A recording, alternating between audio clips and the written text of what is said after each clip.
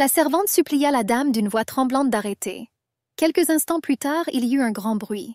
La blonde s'effondra sur le sol, le visage tordu par la douleur. L'aristocrate arracha le chapeau de la jeune fille blonde sans la moindre sympathie. Le visage de la dame était déformé par la colère. Elle tenait fermement dans ses mains une paire de ciseaux pointus. Des mèches de cheveux blancs comme neige tombaient lentement sur le sol. La servante le supplia d'arrêter et de cesser.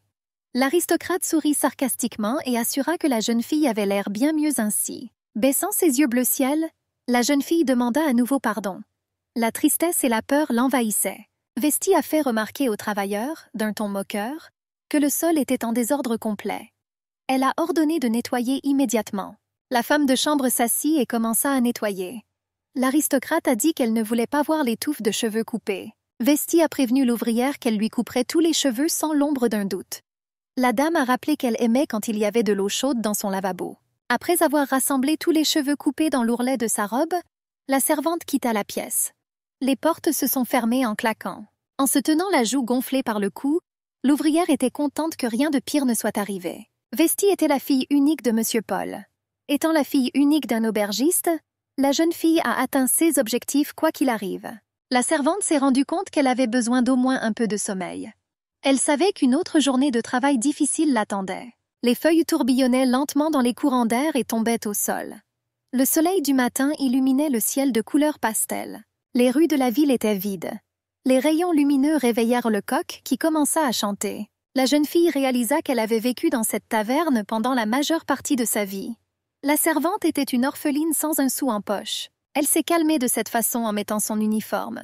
Monsieur Paul a eu la gentillesse d'accueillir l'orpheline, mais il ne l'a pas payée pour son travail. Dès le matin, elle aidait la fille de son maître à se préparer, puis lui apportait le petit déjeuner. Ensuite, j'ai débarrassé la table et fait la vaisselle. À cause du travail acharné, la jeune fille pensait souvent à s'échapper. Mais maintenant, elle allait saluer les invités de la taverne. La jeune fille a poliment demandé au couple pour combien de personnes ils avaient besoin d'une table. La seule chose qui l'empêchait de s'enfuir était le fait que la vie ne s'améliorerait probablement pas après cela. Les invités étaient heureux de manger de la nourriture délicieuse. La taverne était bondée à cause du festival. Elle a fait tout son possible pour éviter de se montrer sous un mauvais jour. Et j'ai travaillé dur tous les jours. La femme de chambre devait commencer à préparer la nourriture pour les invités dès le matin. Vesti a dit à l'ouvrier d'un ton grossier que ses cheveux dépassaient dessous sa coiffe. La fille de l'aubergiste a remarqué qu'elle osait toucher le bouchon avec des mains sales. L'ouvrier a commencé à s'excuser. La fille remarqua que la servante avait un visage très sale. En agitant la main, Vesti a signalé qu'elle perdait l'appétit. La petite fille ordonna à la servante de se laver immédiatement. Le sadique a dit à l'orpheline qu'elle devait cacher ses cheveux. La fille de l'aubergiste a rapporté que des hommes se promenaient et posaient des questions sur une fille aux cheveux argentés. Après avoir mordu la pomme rouge, la fille a assuré que le forgeron Eddie lui en avait parlé. La jeune fille supposait qu'un membre de la noblesse cherchait un nouveau jouet. L'ouvrière était étonnée, car Vesti en savait beaucoup plus qu'elle. Presque toutes les femmes des bidonvilles ont connu le même sort. Si elles avaient de la chance, elles pourraient trouver un emploi de domestique. La jeune fille fut avertie que dans le pire des cas, elle devrait devenir une courtisane de basse classe. La fille n'a pas eu de chance dans la vie, mais elle avait prévu de rester à la taverne quoi qu'il arrive. Rin salua la femme, et elle a demandé à Joséphine de lui donner quelques cuisses de poulet. Elle était indignée de voir où Paul dépensait son argent durement gagné. Elle a demandé si le maître avait battu la servante. L'orphelin sourit et assura que cela n'arrivait plus aussi souvent qu'avant. Elle était habituée depuis longtemps à ce genre d'attitude. La vendeuse a dit qu'elle ne pouvait pas supporter cet homme, sachant comment il traitait le bébé.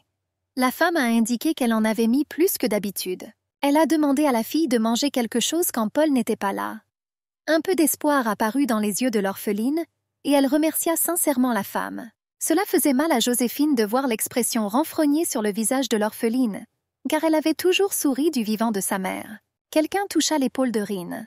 Le gars l'a accueillie avec un sourire joyeux et lui a demandé si elle avait exécuté l'ordre de l'aubergiste. La servante a signalé que la taverne était à court de nourriture.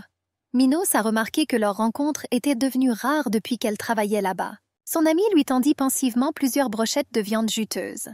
La fille a dit qu'elle devait rentrer avant que Paul ne vienne la chercher. Minos a dit en plaisantant que ses mains allaient tomber si personne ne prenait les brochettes fraîches.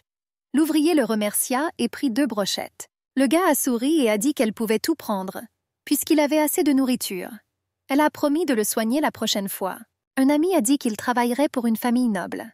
La jeune fille, avec une déception perceptible dans la voix, a suggéré qu'il ne se reverrait plus jamais. Souriant, il espérait qu'elle passerait du temps avec lui lorsqu'il viendrait dans sa ville natale. Minos lui tendit la main et dit qu'il voulait qu'elle lui promette cela sur ses petits doigts. Un ami a dit à Rin qu'elle devrait rester loin des rues pendant quelques jours. La fille a supposé qu'il parlait d'hommes qui recherchaient des filles aux cheveux argentés. La servante a expliqué que Vesti lui avait dit cela. Le gars était sûr qu'il valait mieux prévenir que guérir. L'employé a dit qu'elle revenait du magasin. Paul lui saisit brutalement sa casquette et lui arracha sa coiffe. La petite fille a dit qu'elle regrettait d'être en retard. L'un des invités a demandé si cette fille était celle que le monsieur recherchait. Les hommes en costume d'affaires ont regardé de plus près la petite fille, réalisant qu'elle correspondait à leur apparence. Paul a demandé où était sa récompense. Bientôt, un sac de pièces fut jeté à l'aubergiste. L'orpheline tomba à genoux et demanda ce que cela signifiait. Lorsque Vesti s'est approchée de la fille, ne comprenait-elle pas encore qu'elle avait un nouveau propriétaire? Gubianka a expliqué que quelqu'un leur avait acheté le bébé. L'ouvrière tomba à genoux et le supplia de ne pas faire cela. La fille a promis de faire la lessive 2 fois par jour à partir de maintenant. Elle a dit qu'elle était prête à travailler même sans nourriture. L'homme a frappé l'orpheline avec colère, la faisant s'effondrer sur les tuiles froides. Rin resta allongée là pendant quelques instants, gémissant de douleur. En riant, la fille du monsieur lui rappela qu'elle avait dit à la jeune fille que les cheveux argentés la ruineraient. Vesti a demandé de ne pas l'oublier si elle devenait soudainement la maîtresse d'un vieil aristocrate. La porte a claqué bruyamment. Le bébé, surmontant la douleur, essaya de se lever. Rin a demandé ce qui lui arriverait. Les acheteurs l'ont contacté assez rapidement. Ils ont suggéré que nous montions d'abord dans la voiture. La femme de chambre a soigneusement lavé sa nouvelle collègue. La femme a été horrifiée de voir l'état du corps maigre du bébé. Elle assura qu'il serait bien difficile de servir Milady Elizabeth dans un tel état. Après avoir changé les vêtements de Rin, la femme regarda le travail accompli avec admiration et assura que la nouvelle arrivée commençait ainsi à avoir une bien meilleure apparence. Elle a invité la fille à la table, lui disant qu'elle aurait besoin de force. La blonde lui conseilla de ne pas se précipiter, l'avertissant qu'elle pourrait s'étouffer. La jeune fille a demandé aux acheteurs ce qu'elle devrait faire. Les garçons ont dit que la nouvelle femme de chambre ferait des choses qu'une dame ne devrait pas faire. Elle a dit que sa collègue pouvait venir quand elle voulait manger. Rin était très inquiète car elle ne comprenait pas complètement ce qu'elle était censée faire. Après un délicieux repas, l'orphelin réalisa que la vie dans le duché ne serait pas si mauvaise. Plus d'1 semaine s'est écoulée depuis l'arrivée du nouveau travailleur au domaine. Rin n'avait pas encore rencontré sa nouvelle maîtresse. À la surprise de notre héroïne, la vie dans le domaine s'est avérée beaucoup plus calme que dans la taverne. L'homme a rapporté qu'il avait trouvé la personne dont la dame avait parlé. D'une voix tremblante d'excitation, Rin salua Lady Elizabeth et se présenta. La dame a ordonné formellement à la petite fille d'enlever sa casquette. La duchesse était étonnée que le bébé ait vraiment des cheveux argentés. Elizabeth a dit que la servante devrait toujours être avec elle. La dame accourut, toucha les mains de la nouvelle servante et la regarda dans les yeux profonds. La fille a dit qu'ils se rencontreraient à son cours. Le cœur de Rin sautait presque hors de sa poitrine. La duchesse a félicité Martin pour son travail impeccable. Ils marchèrent bientôt dans le couloir. La dame a rapporté qu'il avait raison, et que la fille avait les mêmes cheveux argentés que son Altesse Regina. En joignant les mains en rêvant, Elizabeth réalisa que tout s'était arrêté de manière beaucoup plus intéressante. L'enseignant a demandé si la fille avait fini les devoirs d'histoire qu'elle lui avait assignés. La femme grimaça et remarqua que l'étudiant avait fait les mêmes erreurs que la dernière fois. Elle a dit qu'elle n'avait pas le choix et qu'elle devait punir l'étudiant négligent. Rin tendit docilement la main et endura plusieurs coups du pointeur. La fille était déçue parce que le professeur avait dit qu'elle vérifierait ses devoirs la semaine prochaine. La servante réalisa que son travail consistait à recevoir la punition à la place de sa maîtresse. La gouvernante n'avait pas le droit de punir une dame noble. C'est pourquoi il fallait quelqu'un pour prendre la punition à sa place. Elizabeth adorait absolument que sa nouvelle servante soit battue. L'orpheline s'est rendue compte que ce n'était pas tout à fait le travail auquel elle s'attendait. La jeune fille s'est soutenue en disant que c'était bien mieux que de travailler dans une taverne. L'ouvrier espérait que cela rendrait Lady Elizabeth heureuse. Le garçon légèrement confus a demandé à Rin qui elle était. La servante frissonna et sortit de ses pensées. Elle ne savait pas qui se tenait devant elle à cause du soleil éclatant. La brune remarqua qu'il y avait du sang sur son visage et l'essuya soigneusement avec son mouchoir. Il a partagé que c'était son endroit secret. Le gars était étonné que quelqu'un somnolait là. La servante réalisa qu'un étranger divinement beau se tenait devant elle. C'est ainsi qu'elle rencontra pour la première fois M. Martin, l'héritier du duché des Reputes. Rin ressentit une sensation étrange, comme si une volée de papillons voltait dans son estomac. Bientôt la jeune fille fut appelée par sa maîtresse. Elle courut, mais elle sentit comme si son cœur lui était arraché de la poitrine. Pendant quelques instants, la jeune fille se figea, portant sa main à son cœur qui bondissait hors de sa poitrine. La dame lui a demandé si elle savait depuis combien de temps elle l'appelait. L'orphelin s'inclina et demanda pardon. Élisabeth gifla la servante au visage avec colère. L'aristocrate a demandé pourquoi la fille était dans les nuages. Rin a remarqué que la dame avait de fortes sautes d'humeur. Élisabeth avait un côté encore plus sadique que Westy. La servante comprit que les jours où sa maîtresse n'était pas d'humeur, tout ce qu'elle pouvait faire était de demander grâce. La petite fille a demandé pardon, assurant qu'elle ne le ferait plus. Marvin a informé la dame qu'elle devrait étudier la base du drapeau de l'Empire du Trône. L'étudiante a grogné en disant qu'elle n'avait pas besoin de savoir pour un stupide drapeau. Elle a demandé à la femme de chambre d'aller à la bibliothèque et d'apporter des livres. Rin a demandé à la dame quels livres elle devait apporter. La fille s'est mise très en colère à cause de ces questions stupides. La duchesse suggéra qu'elle devrait faire réfléchir les stupides serviteurs. Élisabeth a eu la gentillesse d'apprendre à la jeune fille à lire et à écrire. La servante s'est rendue compte que sa maîtresse faisait cela uniquement pour pouvoir faire ses devoirs. L'orphelin réalisa que cette tâche était bien meilleure que de recevoir des punitions de la gouvernante Luther. La jeune fille était ravie d'avoir l'opportunité de visiter la bibliothèque. Elle se promenait avec plaisir entre les étagères majestueuses remplies de littérature variée. L'odeur des vieux livres flottait dans l'air. Presque tous les livres publiés dans l'Empire ont été rassemblés à cet endroit. Rin, serrant le livre dans ses mains, réalisa qu'un jour elle aurait un jour de congé pour lire toute la journée. La fille a décidé de jouer la sécurité et de prendre un autre livre. En raison de sa petite taille, il lui était assez difficile de l'atteindre. L'orpheline a perdu l'équilibre et a failli tomber. Mais elle a été récupérée par un inconnu dans le jardin. Le gaz a dit qu'il ne voulait pas l'effrayer. Très gênée, elle assura au jeune monsieur que tout allait bien. Elle avait l'impression que son cœur était sur le point d'éclater hors de sa poitrine.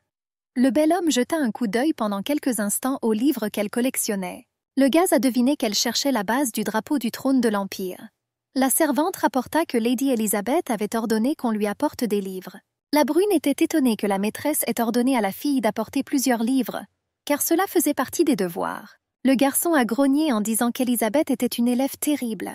La femme de chambre lui a demandé de faire comme s'il ne l'avait pas vue dans la bibliothèque. Jetant un rapide coup d'œil aux couvertures, le bel homme dit que ces 3 livres ne suffiraient pas. Le garçon a expliqué que la gouvernante était assez difficile à satisfaire. Il commença à s'approcher de la servante, la faisant soudain baisser le regard. Le bel homme s'est penché sur elle et lui a demandé si elle avait besoin de son aide. Il a assuré avoir étudié ce sujet auparavant.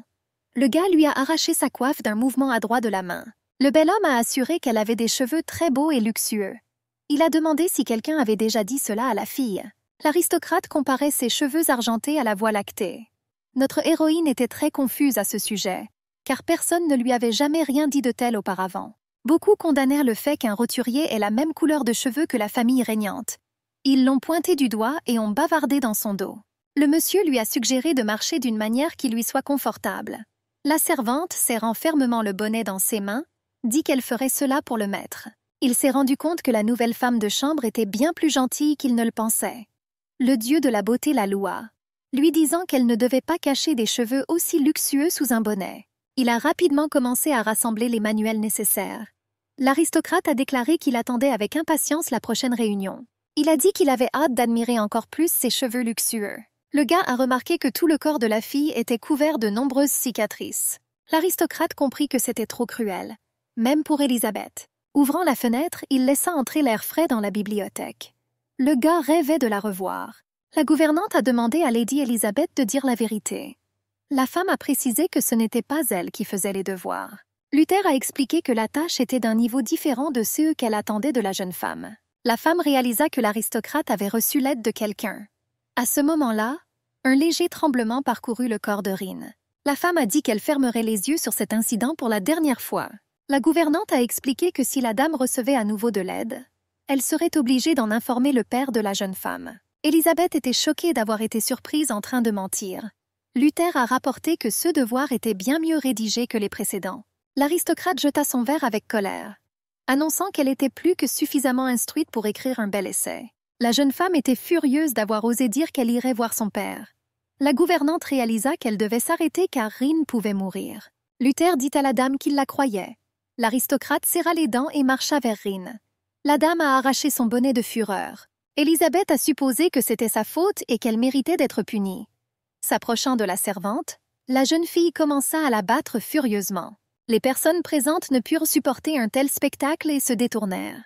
La gouvernante informa la dame que cette punition était suffisante. La fille a rappelé qu'elle avait dit que les devoirs étaient d'un niveau trop élevé.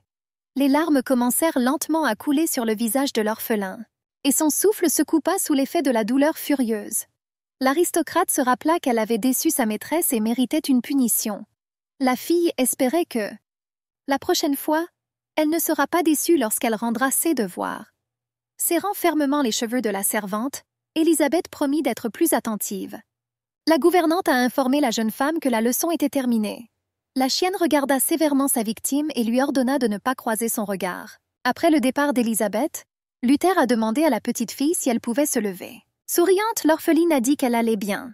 La fille la remercia de s'être occupée d'elle. Luther a demandé pourquoi Milady détestait tant Rin. À chaque leçon, le conflit entre Luther et la jeune femme s'aggravait, tout comme les punitions. L'orpheline ne savait pas à quel point la maîtresse la battrait la prochaine fois. La fille s'arrêta, effrayée et triste. Seul le lac derrière le domaine apportait un certain réconfort à Rin. La servante boiteuse réalisa qu'elle devait se rendre à son endroit préféré le plus vite possible. Seul le lac lui apportait au moins un peu de paix et de réconfort dans les moments tristes. L'orphelin se souvint que la duchesse précédente aimait cet endroit. Cela a également donné au bébé la tranquillité d'esprit. Prenant de l'eau fraîche et claire dans ses paumes, Rin était heureuse que personne d'autre ne vienne là. Elle regarda son reflet tremblant à la surface de l'eau.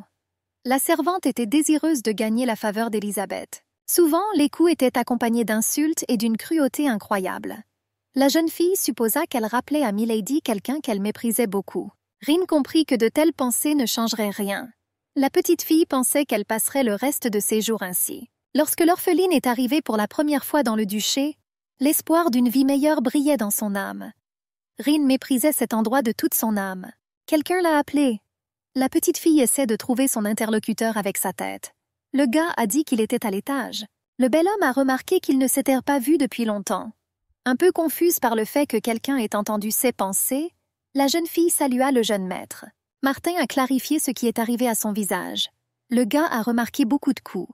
Le bel homme a demandé qui avait battu la servante. La jeune fille couvrit son visage gonflé avec ses mains et dit qu'il n'y avait rien de mal à cela. Le gars a supposé que c'était l'œuvre d'Élisabeth. L'aristocrate lui suggéra de demander lui-même à la dame. Tombant à genoux, la servante supplia le jeune maître de ne pas faire cela. L'orphelin a expliqué que s'il demandait cela à Élisabeth, il lui causerait beaucoup de problèmes. Le gars ne comprenait pas pourquoi elle me racontait ce qui s'était passé. Il a promis de garder tout secret.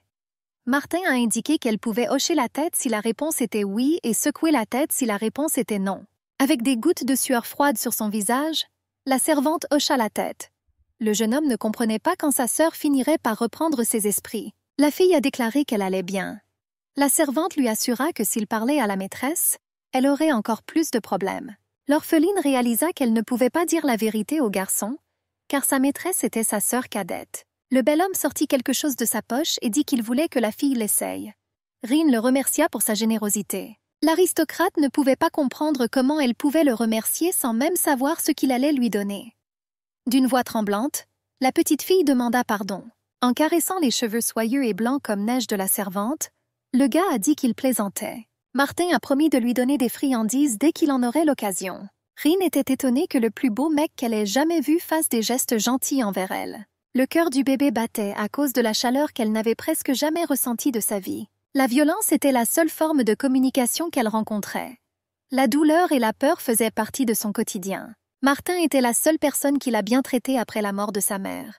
Le cœur de l'orpheline se mit à battre comme s'il voulait sortir de sa poitrine. L'aristocrate lui demanda avec inquiétude si elle se sentait malade, remarquant que son visage était devenu rouge. Un peu gênée, la femme de chambre a déclaré qu'elle allait parfaitement bien. Le gars s'est approché d'elle et lui a demandé si elle avait de la fièvre. En reculant, la pauvre bête rapporta que tout allait bien. L'aristocrate plaça soigneusement un bonbon au chocolat dans sa bouche. La pupille se rétrécit de plaisir. La servante n'avait jamais rien goûté d'aussi délicieux et sucré. En caressant ses cheveux soyeux, Martin dit qu'il était heureux qu'elle apprécie cette délicatesse. La fille ne comprenait pas pourquoi son cœur s'était mis à battre plus vite. Elle supposait que c'était la douceur du chocolat ou le beau sourire du jeune homme qui était à blâmer. Le gars lui a demandé s'il était temps d'aller chez la maîtresse. L'aristocrate a rapporté qu'ils étaient dans cet endroit depuis assez longtemps. L'orphelin se précipita vers le domaine. Il a dit qu'il avait hâte de se revoir un peu plus tard. Rin commença à s'inquiéter de la fréquence à laquelle elle pourrait être battue à nouveau pendant sa longue absence. La fille sourit et réalisa qu'il n'y avait rien de mal à cela puisqu'elle pouvait passer du temps avec Martin. Le gars se sentait un peu offensé de ne pas pouvoir la voir pendant longtemps. Rin se consolait en se disant que Lady Elizabeth était toujours au lit. La femme de chambre a légèrement écarté les rideaux pour réveiller madame avec un faisceau de lumière vive. La servante réalisa qu'elle était sur le point de réveiller l'aristocrate de bonne humeur. La fille comprit qu'elle allait lui jeter tout ce qui lui tombait sous la main. Élisabeth demanda d'une voix rauque un verre d'eau. La dame a demandé où elle était allée. La jeune femme était sûre que Rin la suivrait immédiatement. L'aristocrate lui a demandé si elle savait à quel point elle était mal à l'aise. Élisabeth était très ennuyée de devoir s'endormir seule. La jeune fille comprit que c'était un mensonge complet, puisque la duchesse avait de nombreuses autres servantes à son service. L'orphelin a vu Muriel suivre sa seigneurie avant qu'elle n'entre dans le jardin. La fille a demandé où elle était allée. Rin a assuré qu'elle était dans la cuisine. L'orpheline a dit qu'elle avait demandé à préparer des collations pour la dame. L'aristocrate a demandé à Pommeraknev si elle était un cochon. Elle a montré son mécontentement en plissant le visage. La femme de chambre a rapporté qu'elle savait combien Élisabeth aimait déguster des cannelés après sa sieste de l'après-midi. Avec un lourd soupir, la jeune femme demanda qu'on lui apporte le dessert. La cuisinière salua sa collègue et supposa qu'elle était venue chercher des collations pour la dame. La petite fille a demandé si la femme pouvait lui donner les cannelés qu'elle avait demandés plus tôt. La cuisinière a dit qu'elle s'attendait à son arrivée à cette heure-là. L'employé a donné un des desserts et a dit que le dessert n'avait pas la bonne forme. C'est pourquoi elle ne pouvait pas le servir. L'orpheline a remercié sa collègue de s'être occupée d'elle. La femme a dit qu'elle savait que sa seigneurie battait à nouveau le bébé. Le cuisinier s'attendait à ce que la jeune femme apprenne à contrôler ses émotions. Rin a rapporté que cette journée n'était pas si mauvaise. Le collègue a conseillé à la jeune fille de se dépêcher pour qu'Élisabeth ne se fâche pas à nouveau. La femme était incroyablement offensée que la dame ait traité si mal cette jeune fille qui travaillait dur. Miruel a dit qu'il serait mieux qu'ils y aillent ensemble. La petite fille a rapporté que la dame lui avait ordonné d'y aller seule. Un collègue m'a prévenu qu'il y avait des animaux sauvages là-bas. Rin savait qu'il y avait une raison pour laquelle elle avait été envoyée dans la forêt à une heure aussi tardive. Élisabeth devait recevoir un invité fou amoureux des fraises des bois. La fille marchait lentement le long d'un chemin forestier éclairé par le clair de lune. L'orphelin a compris que ce travail devait être fait en binôme. Elle se rassura en se disant que tout irait bien si elle se dépêchait. Rin espérait revoir le jeune maître. C'était douloureux pour les filles de réaliser que Martin irait bientôt à l'académie. Elle s'est rendue compte qu'elle ne pourrait plus voir Martin souvent. L'orpheline entendit un bruit dans les buissons, ce qui la fit frissonner et tomber au sol. Voyant les yeux briller dans le noir, elle implora mentalement la pitié. Une voiture luxueuse roulait sur l'un des sentiers forestiers. L'un des chevaux sursauta soudainement en entendant un bruit fort. Le jeune homme a demandé ce qui s'était passé. Le cocher rapporta que les chevaux avaient été effrayés par le cri qui venait des profondeurs de la forêt. L'homme a rapporté que le bruit s'est arrêté rapidement et ressemblait à un cri. L'aristocrate se rendit compte qu'il n'était pas loin du duché. Il était sûr qu'il n'y avait pas d'animaux dangereux à proximité. La fille a crié lorsqu'elle a entendu un rugissement menaçant. Le clair de lune froid a arraché la silhouette d'un cerf à l'obscurité. Rin ressentit un certain soulagement lorsqu'elle réalisa qu'il s'agissait d'un cerf ordinaire. La servante fut horrifiée de réaliser qu'elle avait renversé un panier de baies sauvages. L'orpheline comprit que trop de temps s'était écoulé et qu'il était temps pour elle de revenir. La cuisinière était incroyablement heureuse que son collègue lui ait apporté un panier entier de fraises des bois parfumées. La femme a rapporté que Rin avait fait un excellent travail et lui a conseillé de prendre un peu de repos. La petite fille a dit qu'elle devait aller voir la dame avant d'aller se coucher. Ses collègues ont demandé à Rin pourquoi elle était restée là, négligemment, lorsque leur cher invité est arrivé. Les filles ont expliqué que Madame Elizabeth avait dit à tout le monde de venir. Lord Hargreaves est arrivé. Lorsque le gars se tenait à la porte d'entrée, tous les ouvriers l'ont salué en s'inclinant. Philippe salua froidement son ami. La jeune femme s'est précipitée vers l'invité à bras ouverts, lui disant qu'il lui manquait beaucoup. Le Seigneur a remercié Élisabeth pour son accueil chaleureux. Après avoir fait une révérence, la jeune fille suggéra de la suivre dans le salon. La servante supposa qu'Élisabeth aimait beaucoup le jeune homme. Miraël a rapporté que le Seigneur était l'opposé de M. Martin. Un ami a suggéré que Philippe avait parcouru un long chemin. Le gars a dit qu'il n'y avait pas lieu de s'inquiéter, disant qu'il était arrivé de bonne humeur, voulant retrouver son vieil ami. Élisabeth était outrée parce que l'objet de son affection ne lui manquait pas du tout. Le Seigneur a assuré que ce n'était pas le cas. Un sourire radieux apparut immédiatement sur le visage de la jeune femme. Le gars a remarqué que l'aristocrate avait un nouveau serviteur aux cheveux argentés. Philippe a rapporté qu'il avait déjà vu ce visage auparavant. La dame du domaine était furieuse qu'il s'intéresse à une servante. L'admirateur lui a rappelé qu'il ne s'était pas vu depuis longtemps. En ébouriffant ses cheveux couleur corbeau, le gentleman assura qu'elle passe toujours en premier pour lui. Élisabeth a rapporté qu'il l'avait presque fait pleurer. La jeune fille a dit à son amant que la forêt entourant le domaine était très belle et a suggéré d'y faire un pique-nique. L'interrompant, son frère lui dit que l'invité venait d'arriver. Le seigneur a informé son ami qu'il allait bien et qu'il serait heureux d'aller pique-niquer. Milady a demandé aux servantes de préparer un panier de pique-nique. La fille avait prévu d'aller dans la forêt à cheval. Martin a demandé à sa sœur jusqu'où elle voulait aller. L'aristocrate assurait que les coins les plus reculés de la forêt étaient les plus beaux. La jeune fille a rapporté qu'elle avait ordonné aux domestiques d'inspecter le territoire. Élisabeth dit que la servante devrait leur montrer le chemin. Miraël lui a suggéré de suivre le bébé. L'orpheline a rapporté que tout allait bien et que madame avait refusé de l'emmener au pique-nique. Le collègue ne comprenait pas pourquoi la dame n'emmenait que sa femme de chambre personnelle. La fille s'est rendue compte que le panier était trop lourd pour une seule personne. Rine supposa que la dame n'était pas à l'aise à l'idée d'emmener 2 serviteurs avec elle. Elle la remercia pour son travail et lui promit de prendre une partie du linge. La petite fille a dit qu'elle devrait remercier son amie pour son aide. De bonne humeur, la duchesse marchait le long des sentiers forestiers. Une légère brise soufflait dans ses cheveux épais. Elle était heureuse qu'il n'y ait pas eu de pluie en cette belle journée. Philippe a demandé à son amie si elle était prête à commencer à manger. Les aristocrates échangèrent des compliments. Le seigneur remarqua le lourd fardeau de la servante et lui offrit son aide. Le bébé a assuré que tout allait bien. Rine a failli tomber après avoir trébuché sur une petite pierre, mais le seigneur n'a pas laissé cela se produire. Philippe a demandé si tout allait bien pour la fille. L'orpheline mangea à satiété pour ne pas mettre sa maîtresse en colère. Le bruit des sabots était à peine audible alors que les chevaux marchaient sur l'herbe douce. Peu de temps après, la compagnie atteignit un petit lac à la lisière de la forêt. Les rayons du soleil jouaient sur la surface de l'eau et des pierres couvertes de mousse. Souriant, le jeune seigneur dit qu'il n'aurait jamais pu imaginer que la forêt puisse être si belle. La dame a suggéré de séjourner dans cet endroit merveilleux.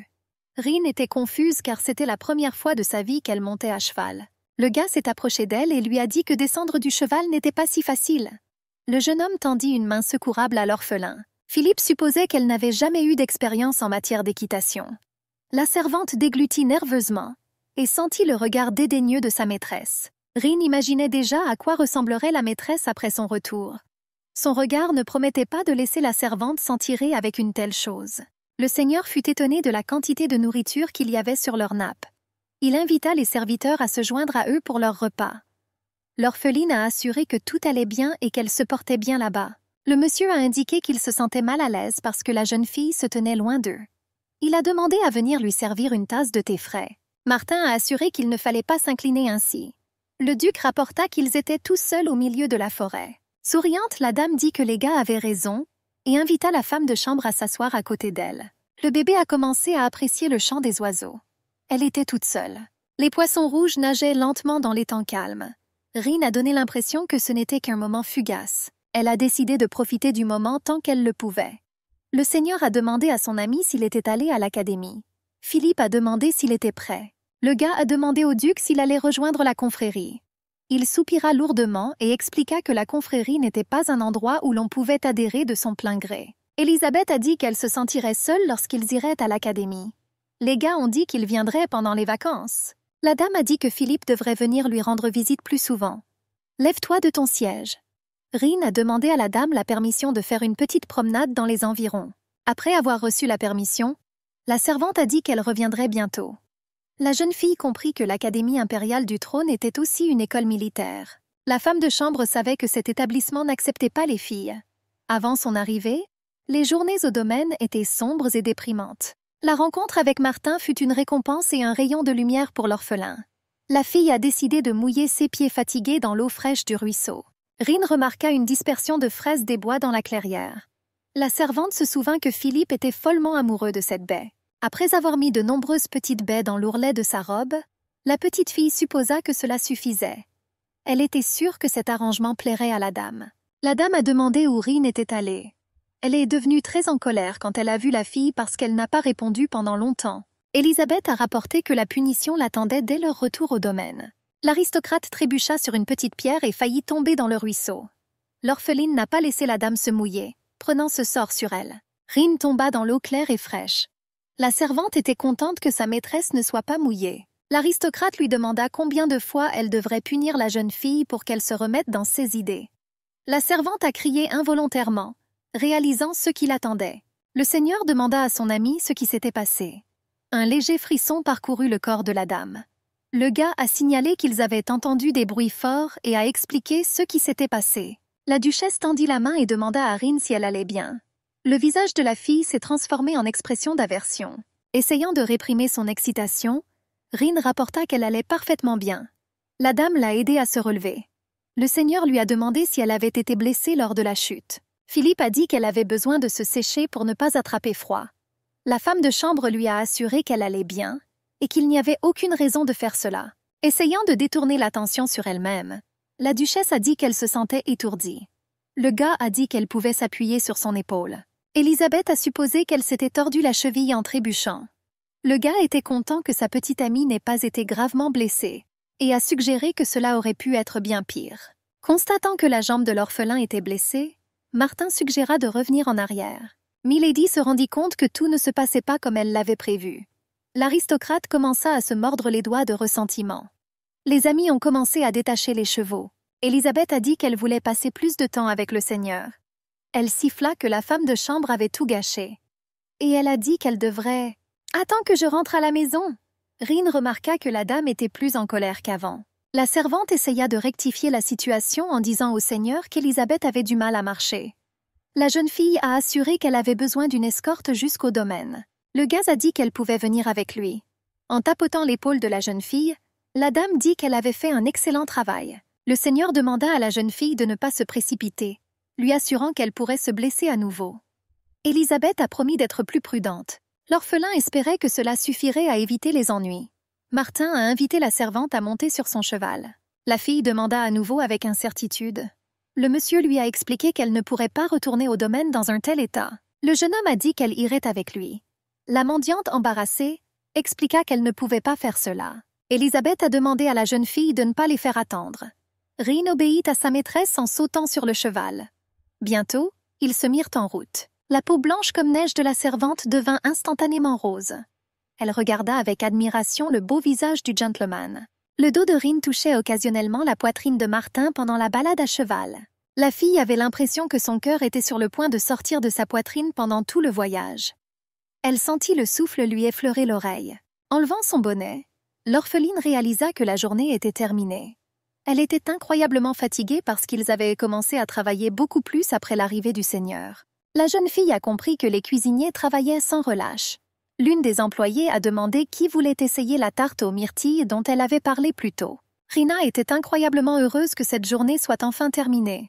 Mirael a suggéré de discuter avec Annie un peu plus tard. La fille a dit qu'elle était très fatiguée ce jour-là. En serrant la petite fille dans ses bras, la servante lui assura qu'elle voulait partager quelque chose d'intéressant avec eux. Elle a supplié son amie de l'accompagner. L'orpheline comprit qu'elle devait refuser, mais elle ne le put pas. Rin comprit que sa collègue avait fait de son mieux pour la sauver lorsque la duchesse était tombée en colère. La petite fille a accepté de venir pour un petit moment. Les filles marchaient le long du long couloir du domaine. La flamme vacillante de la bougie illuminait les murs. Les filles franchirent la porte avec hésitation. Les amies ont demandé à Annie ce qu'elle voulait leur dire. La servante a dit qu'elle venait juste de commencer son histoire. La fille a dit que Jeff la cherchait récemment. L'ouvrier s'est vanté d'avoir cueilli pour elle une belle rose blanche comme neige dans le jardin. La petite fille se souvint que les roses blanches étaient toutes les fleurs des duchesses précédentes. Elle tenait fermement la fleur délicate dans ses mains. La fille a dit que personne ne remarquerait sa disparition. Annie a dit qu'elle avait donné son consentement. Jeff lui a lentement touché le menton et l'a embrassé. L'orphelin ne comprenait pas pourquoi les hommes et les femmes se touchaient les lèvres. La mariée a dit qu'elle ne voulait pas que cela se termine. Les plus chanceux ont commencé à demander à leurs amis comment c'était. L'orpheline voulait sentir un baiser sur elle-même. La petite fille était sûre que c'était doux et tendre, comme du chocolat. Elle n'aurait jamais pensé que cela était possible. Elle a entendu dire que lors d'un baiser, une sensation de chaleur apparaît dans le corps. Rin ne pouvait pas imaginer ses sentiments lorsqu'elle entendait les détails des autres. L'orpheline espérait que son premier baiser avec M. Martin serait aussi doux et sucré que le chocolat qu'il lui offrait. Serrant fermement l'énorme bouquet de fleurs, la servante espérait que cela suffirait à plaire à sa maîtresse. Après le pique-nique, elle a réussi à échapper à la colère de la maîtresse. La dame ne savait plus quoi faire maintenant, car elle avait menti à propos de la blessure à sa jambe et ne pouvait aller nulle part. Une aristocrate m'a demandé de créer une composition florale pour elle. Rin était contente de ne pas être vraiment blessée. La fille a glissé dans les escaliers et a failli tomber. Mais M. Martin l'a sauvée une fois de plus. Le cœur de la servante se mit à battre la chamade et elle le remercia. Rin regarda les douces lèvres du maître, rêvant d'un baiser. Le gars a remarqué que le bouquet semblait assez lourd.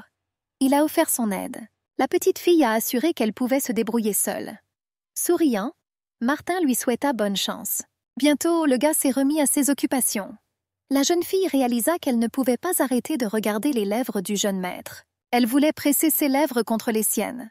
L'orpheline réalisa que son souhait ne se réaliserait jamais. L'ouvrière a laissé tomber une fleur alors qu'elle était perdue dans ses pensées. La femme de chambre réalisa qu'elle avait auparavant apprécié observer le gars de loin. De plus en plus souvent, Rin se surprenait à penser qu'elle en voulait plus. Elle comprit qu'une simple servante n'oserait même pas rêver de rencontrer le jeune maître. L'orpheline comprit qu'elle devait surmonter son attirance. Et faites-le le plus rapidement possible. Martin ouvrit les rideaux de la chambre de son ami et laissa entrer les rayons lumineux du soleil. Le seigneur marmonna qu'il ne pourrait pas se lever. Un ami a rappelé à Philippe qu'il voulait aller chasser les oiseaux. L'aristocrate ne comprenait pas comment il pouvait aller chasser à une heure aussi matinale. Le gars a dit qu'il ne pouvait pas sortir du lit à une heure aussi matinale. Avec un certain ressentiment, le duc a assuré qu'il avait annulé tous ses plans à ce sujet. Un ami a remarqué que Martin pouvait être sans cœur et n'a même pas sympathisé avec lui lorsqu'il est tombé malade. Le seigneur a expliqué qu'il ne voulait pas être encore plus malade. Le propriétaire du domaine a grogné en disant que quelqu'un était faible et a dit qu'il irait chasser seul. L'aristocrate a expliqué qu'il ne voulait pas changer ses plans. Un ami lui a demandé s'il allait y aller seul. Martin a assuré qu'il prendrait un guide avec lui. L'ami était intrigué par qui exactement. Le frère a dit qu'il allait maintenant entrer dans sa chambre. Le gars a demandé comment Elisabeth se sentait après la blessure qu'elle a reçue. Milady a rapporté qu'elle se sentait beaucoup mieux. La fille a demandé ce qui amenait son frère chez elle et lui a rappelé qu'il allait chasser. Martin a admis qu'il voulait lui demander une faveur. L'aristocrate remarqua que la servante de sa sœur connaissait très bien la forêt. Le garçon a demandé à emmener Elisabeth avec lui comme servante. Un peu confuse, la dame demanda de qui il parlait. Martin a expliqué qu'il voulait emmener la fille aux cheveux argentés avec lui. La sœur a dit qu'elle devrait revenir d'une minute à l'autre. Le gars a assuré qu'il attendrait son guide à cet endroit. La femme de chambre a demandé au monsieur s'il voulait une tasse de thé fraîchement infusée. Elisabeth trouva le comportement de son frère jusqu'à ce moment-là suspect, car il n'avait montré aucun intérêt pour les servantes. La jeune fille ne comprenait pas pourquoi il voulait emprunter sa femme de chambre personnelle pour ce jour-là. Les sabots du cheval bai marchaient doucement sur le sol meuble de la forêt. Rin s'assit avec incertitude derrière le maître, se pressant fermement contre son dos. Le gars lui a demandé de se détendre, supposant qu'elle avait toujours peur des chevaux. La servante a promis de tout faire pour le jeune maître. Elle était incroyablement nerveuse. L'orpheline était si proche de l'objet de ses affections par ordre de sa maîtresse. Rin était étonnée que le monsieur sache où aller, mais elle lui a quand même demandé de l'accompagner. L'ouvrier lui a demandé pourquoi il était toujours gentil avec elle. La pauvre fille comprit que si elle continuait à se poser des questions dans le même esprit, les choses pourraient empirer. Elle continuait à désirer le jeune maître. La jeune fille comprit qu'elle n'était pas en mesure de poser une telle question. Le garçon réalisa que Louis les avait suivis dans la forêt. Le jeune homme se souvint qu'il avait dit à Marvan de s'occuper du chien. Martin sourit et supposa que le chien voulait les rejoindre parce qu'il avait raté le pique-nique. Le duc a demandé à Rin de s'occuper du chien pendant qu'il chassait. L'aristocrate se souvient qu'il savait qu'Élisabeth n'avait pas laissé une minute de repos à la jeune fille. L'orpheline était incroyablement bouleversée de ne pas pouvoir dire à cet homme ce qu'elle ressentait. La fille a seulement remercié le monsieur.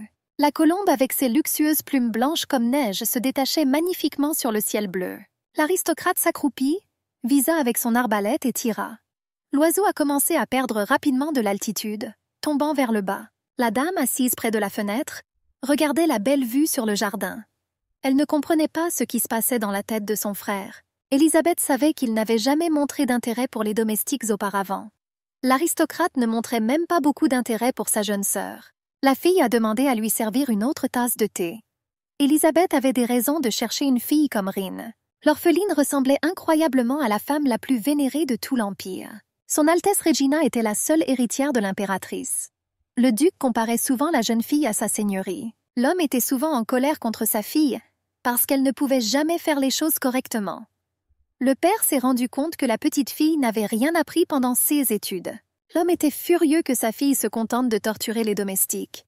Il comprit qu'Élisabeth n'atteindrait jamais le même niveau que son Altesse. La princesse semblait absolument parfaite, et tout le monde l'aimait. Regina aurait pu devenir la première impératrice du trône de l'Empire. La duchesse était extrêmement bouleversée en pensant à cela. Entendant frapper à la porte, l'aristocrate laissa entrer la jeune fille. La servante a rapporté que le seigneur l'avait invitée à prendre le thé avec lui. Élisabeth sauta joyeusement du rebord de la fenêtre. Elle a dit qu'elle était presque morte d'ennui. La fille a dit que si elle avait su cela, elle se serait préparée le matin. Miraël clarifia ce qu'elle devait répondre au seigneur. La dame en colère lui a demandé si elle avait vu ce qu'elle s'apprêtait à faire. Élisabeth ordonna au serviteur de ne pas rester là et de transmettre son message. Rine examina soigneusement le corps de l'oiseau, qui gisait immobile sur l'herbe douce. Elle ne comprenait pas pourquoi le jeune maître avait tiré sur l'oiseau s'il n'était pas destiné à la nourriture. Comme s'il entendait ses pensées, Martin demanda pourquoi la fille regardait l'oiseau abattu comme ça. Il a supposé que la fille avait pitié de l'animal. L'orphelin a demandé quoi faire de l'oiseau maintenant. La fille a dit qu'elle pouvait l'enterrer. Martin a permis que cela se fasse. Après avoir saupoudré le corps de quelques poignées de terre, elle réalisa que c'était la meilleure chose qu'elle pouvait faire pour l'oiseau qui avait subi une mort aussi insensée. La fille réalisa qu'elle n'était pas très différente de l'oiseau, puisque sa vie dépendait aussi des autres. Le gaz a demandé à la femme de ménage si elle se sentait mieux. La servante a dit que ce n'était pas vrai parce que l'oiseau ne l'entendrait jamais. L'aristocrate a déclaré qu'il avait perdu tout intérêt pour la chasse. La petite fille a assuré qu'elle n'aurait pas d'objection à rester plus longtemps. Elle réalisa qu'elle avait blessé les sentiments du maître. Martin a remarqué qu'elle avait l'air effrayée comme un lapin.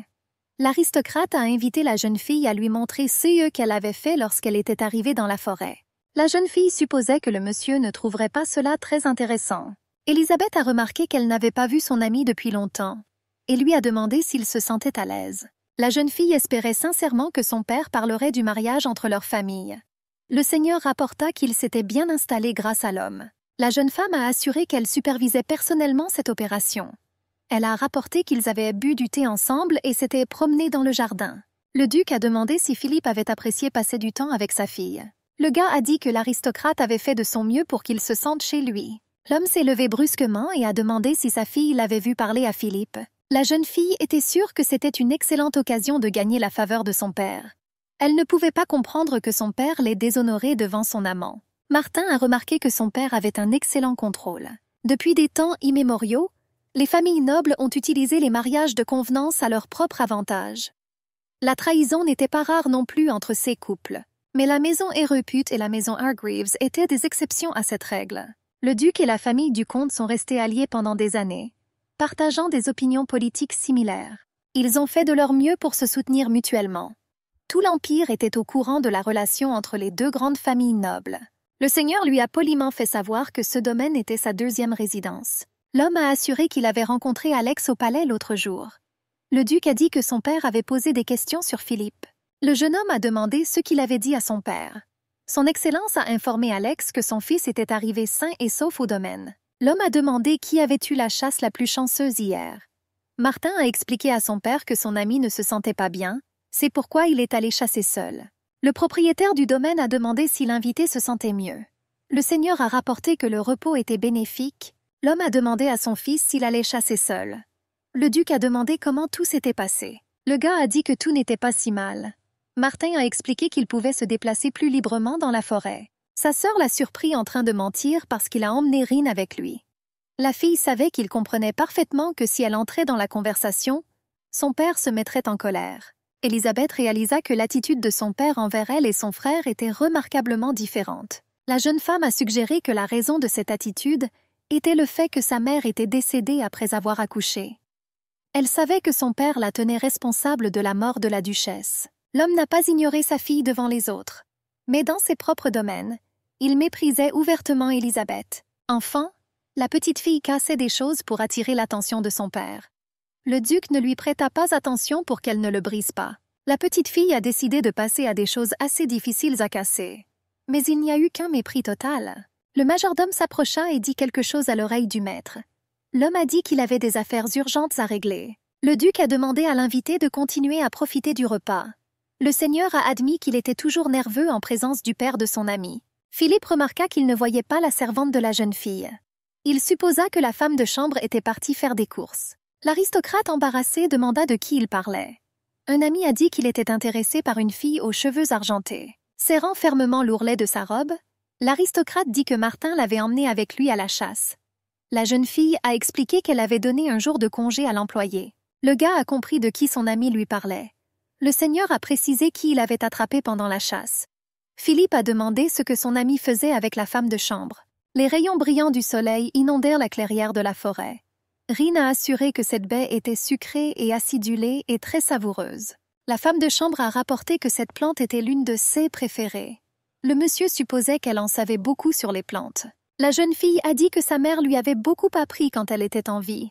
La petite fille supposait qu'elle avait ennuyé Martin avec ses histoires personnelles. Le jeune homme a assuré qu'il aimerait écouter davantage.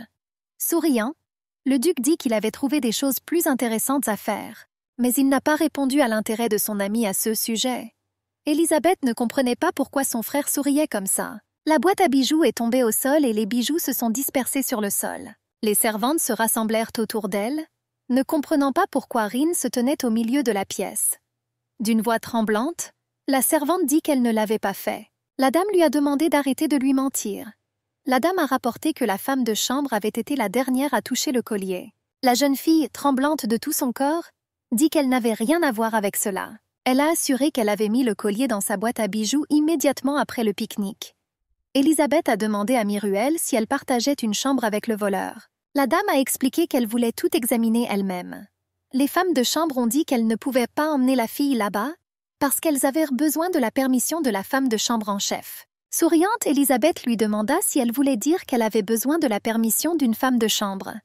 La fille a ordonné de l'emmener là-bas sans perdre un instant. Lorsque les ouvriers ont vu Élisabeth, ils ont compris que quelqu'un avait fait une grosse erreur.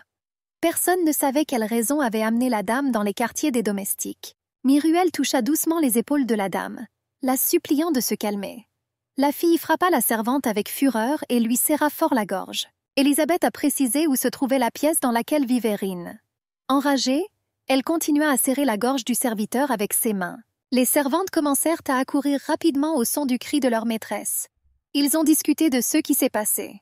La cuisinière frissonna lorsqu'elle réalisa que la dame blâmait à nouveau Rin. La femme comprit que voler ses maîtres était un crime grave pour un serviteur. Elle s'est rendue compte que la petite fille était travailleuse et honnête. La cuisinière était sûre qu'elle ne ferait jamais une chose pareille. Aucun des ouvriers n'a pu dire quoi que ce soit de mal à propos de la jeune fille. L'orphelin a accompli cette tâche difficile sans aucune plainte. La fille a supposé qu'il s'agissait d'une sorte de malentendu. Le cuisinier a rappelé que leur opinion n'avait pas d'importance. Le cuisinier savait que les domestiques n'avaient pas le droit de s'opposer à leur maître. L'orpheline en sanglots a demandé à vérifier ses affaires, lui assurant qu'elle n'avait rien volé. La dame arracha sa coiffe et mit Rin à genoux. Le cuisinier s'est précipité et a suggéré à la dame de laisser partir le bébé jusqu'à ce que les circonstances soient clarifiées. La jeune femme avait l'impression qu'elle lui donnait des ordres. Le sadique a supposé que le fait d'occuper une position élevée lui avait tourné la tête. La femme a compris qu'elle avait travaillé pour le duc pendant des décennies et qu'elle était présente sur le domaine bien avant la naissance de ses enfants. La servante en chef savait que si sa seigneurie avait été en vie et avait comblé la petite fille d'amour et de chaleur, elle ne serait pas devenue comme ça. La femme était sûre que si la mère d'Élisabeth avait survécu, elle n'aurait pas tourmenté les serviteurs. La jeune fille a déclaré que si elle avait fait son travail correctement, cela ne serait pas arrivé. Le patron a demandé à la jeune femme si elle était sûre que le collier avait été volé. L'aristocrate était furieux de l'avoir surprise en train de mentir. Le cuisinier a déclaré qu'il s'agissait d'un crime plutôt grave. La femme de chambre en chef a indiqué qu'elle n'avait pas d'autre choix que d'informer sa seigneurie de l'incident. La femme était sûre que le duc punirait le coupable. La jeune aristocrate réalisa que si son père expulsait Rin, il la mépriserait encore plus. Élisabeth a assuré que cela n'était pas nécessaire. La jeune fille a ordonné que l'ouvrière soit enfermée dans la pièce à l'est, jusqu'à ce qu'elle avoue. Milady perdit son sang-froid en entendant quelque indignation. Élisabeth a dit qu'elle ne pouvait pas laisser son père jeter Rin à la rue. La femme de chambre prit brutalement la petite fille par la main et la traîna vers la porte. L'employé frissonna à cette vue. Le patron lui a assuré qu'elle n'avait pas besoin d'escorte. Des larmes coulaient lentement des yeux de l'orphelin. Elle ne comprenait sincèrement pas ce qui se passait. La femme a demandé pardon à la petite fille, disant que c'était tout ce qu'elle pouvait faire. La jeune fille tomba à genoux et prétendit qu'elle n'avait rien fait. L'aînée a dit qu'elle le savait mais qu'elle ne pouvait rien faire. La femme était sûre que la dame reviendrait bientôt à la raison. Le patron a promis de venir chercher Rin dès que la dame se serait calmée.